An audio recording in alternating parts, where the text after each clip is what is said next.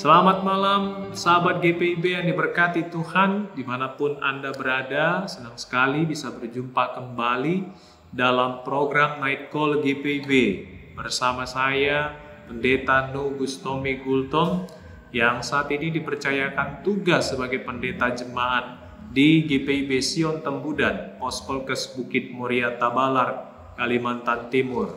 Dan saat ini kita akan menutup segala aktivitas kita dalam terang firman Tuhan. Untuk itu, sebelum kita merenungkannya, mari kita berdoa. Ya Allah yang kami sembah dalam nama Tuhan Yesus Kristus, sebelum kami mengambil waktu istirahat di malam hari ini, kami ingin diantar oleh firman Tuhan dalam segala pemahaman yang baik.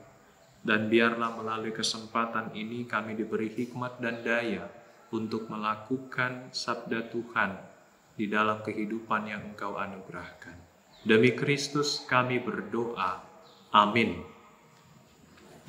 Sahabat GPIB yang diberkati Tuhan, pada malam hari ini firman Tuhan yang mengantar kita sebelum beristirahat diambil dari kitab Daniel pasalnya yang kelima, ayatnya yang ke-17 sampai 30 yang menyatakan, jawab Daniel kepada raja, simpanlah hadiah tuanku atau berikanlah penghargaan tuanku kepada orang lain. Namun aku akan membaca tulisan itu bagi raja dan memberitahukan maknanya kepada tuanku. Ya tuanku raja, Allah yang maha tinggi telah memberikan kekuasaan sebagai raja, kebesaran, kemuliaan, dan keluhuran kepada Nebukadnezar, ayah tuanku. Oleh karena kebesaran yang telah diberikannya kepadanya itu, orang-orang dari segala bangsa, suku bangsa, dan bahasa takut dan gentar terhadap dia. Ia membunuh siapa yang dikehendakinya dan membiarkan hidup siapa yang dikehendakinya, meninggikan siapa yang dikehendakinya dan merendahkan siapa yang dikehendakinya. Namun, ketika ia menjadi tinggi hati dan keras kepala, sehingga berlaku terlalu angkuh, ia dijatuhkan dari tahta kerajaannya, dan kemuliaannya diambil darinya. Ia dihalau dari antara manusia, dan hatinya menjadi sama, seperti hati binatang.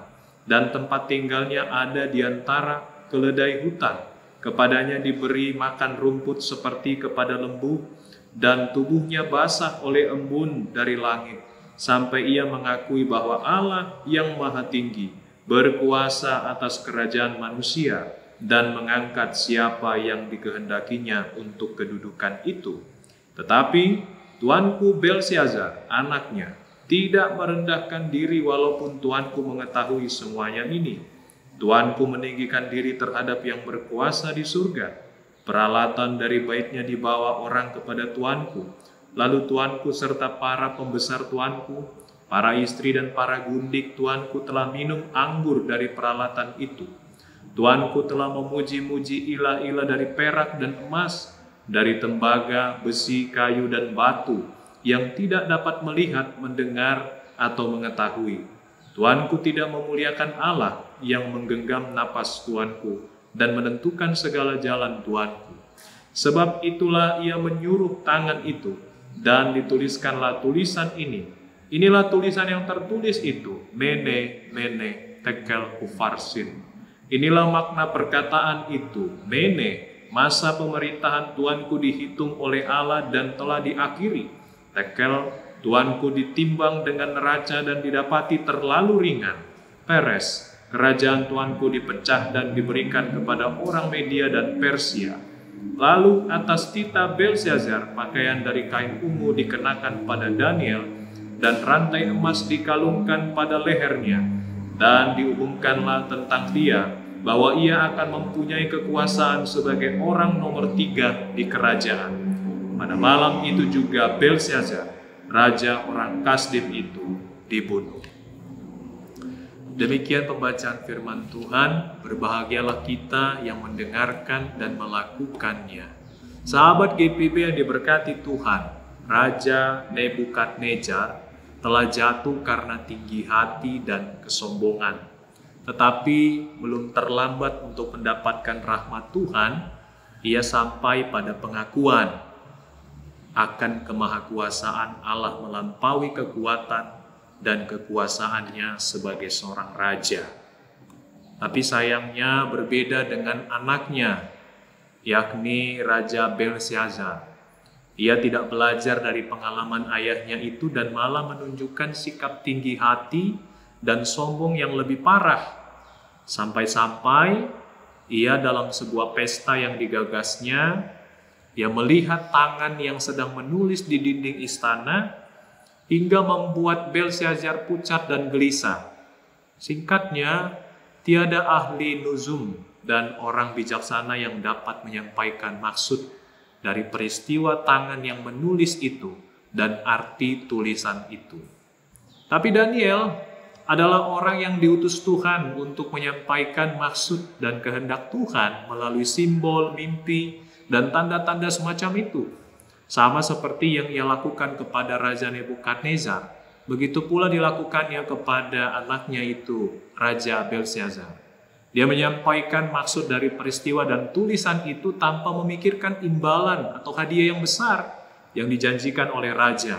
Ini menunjukkan bahwa memang ia tidak sama dengan ahli nuzum dan orang bijaksana kebanyakan di istana yang bekerja untuk imbalan dan hadiah.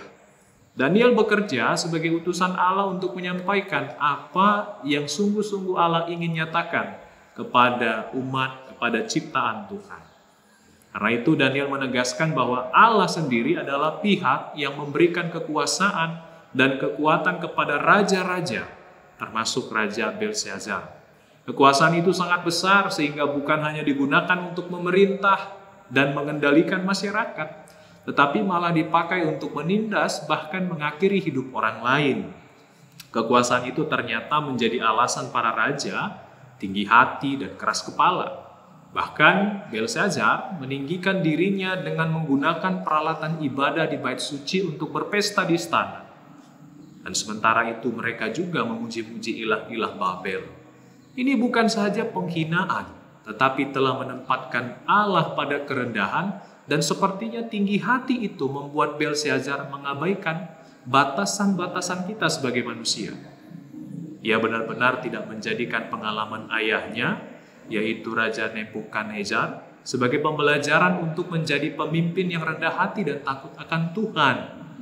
Dan inilah yang disebut Daniel menjadi alasan mene tekel ufarsin, dinyatakan Allah kepada Belsyazar. Dan itu pertanda kejatuhan dan kehancuran bagi Babel, bagi Raja Belsyazar. Tuhan sungguh-sungguh mengakhiri kesombongan dan ketinggi-hatian manusia. Maka sahabat GPIB, tinggi hati dan keangkuhan sangat berbahaya bagi kehidupan. Karena ini memungkinkan kita bertindak semau-maunya dan sewenang-wenang dalam hidup. Karakter seperti ini bisa mengganggu kehidupan keluarga kita dan persekutuan. Karena sifat-sifat semacam itu akan menindas martabat kemanusiaan orang lain atau sesama kita. Karenanya dalam bentuk apapun Tuhan tidak pernah berkenan pada karakter tinggi hati dan angkuh. Untuk itu, sahabat GPB yang diberkati Tuhan, mari dengan hikmat dan rendah hati kita kendalikan perkataan dan perbuatan kita. Supaya ada pada batasan yang tepat dan tidak berlebihan sampai merendahkan dan menjatuhkan martabat kemanusiaan sesama kita. Dan mari kita kendalikan juga pikiran kita supaya ada pada batasan yang tidak sampai merendahkan dan atau mengecilkan Tuhan, peranan Tuhan dalam hidup kita. Nah, kiranya Tuhan sumber hidup dan kekuatan selalu bersama kita. Amin. Mari kita berdoa. Terpujilah Allah Sang Firman yang hidup, yang telah menyatakan sabda-Mu kepada kami dalam kesempatan perenungan malam ini. Biarlah segala pemahaman yang baik memperlengkapi kami dalam waktu untuk mengambil istirahat ini.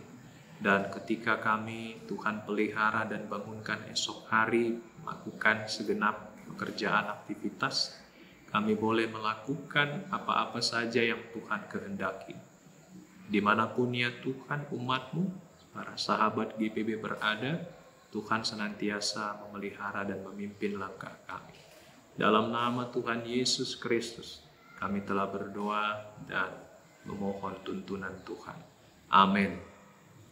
Sahabat GPIB yang diberkati Tuhan, sampai di sini saya menemani Anda dalam perenungan Night Call GPIB.